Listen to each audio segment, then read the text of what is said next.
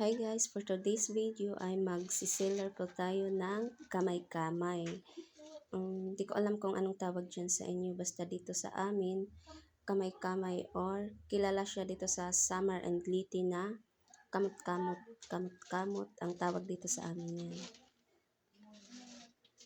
Kapareho yan siya ng pilipit, yan. Piniprito lang din yan. Masarap yan at malutong.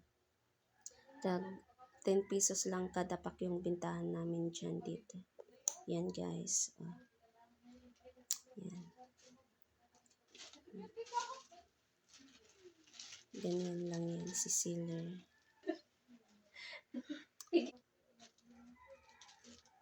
Pwede rin kayo bumili ng maramihan sa amin. 11 piraso kada 100. 11 packs per 100 pesos. Ganyan yung bintahan namin dito. Ganyan.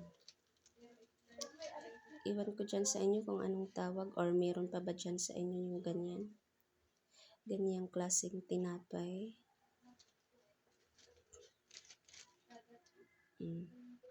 Ayun na nga guys, sa sobrang galing ng videographer ko, pati pa yung likod ko pinakialaman. Ayan binidyo ko na yung likod ko sa sobrang galing niya. Asawa ko po yung nagbibidyo. Ganyan. Lapit na tayong matapos dyan.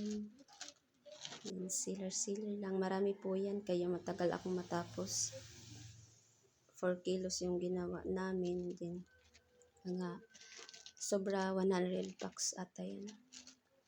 Kaya marami-rami yan. Yan.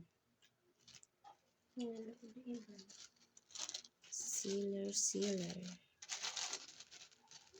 Wala po kaming yung dekuryente na sealer, kaya kandila yung gamit namin. Yan.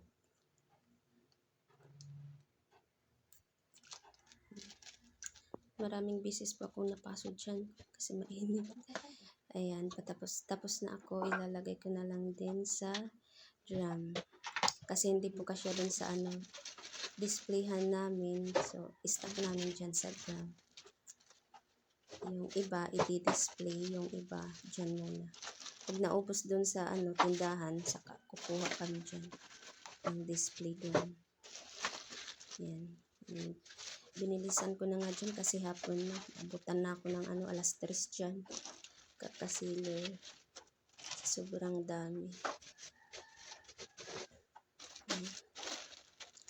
But anyways guys, kung di pa kayo nakasubscribe, please subscribe my channel and like. Thank you guys.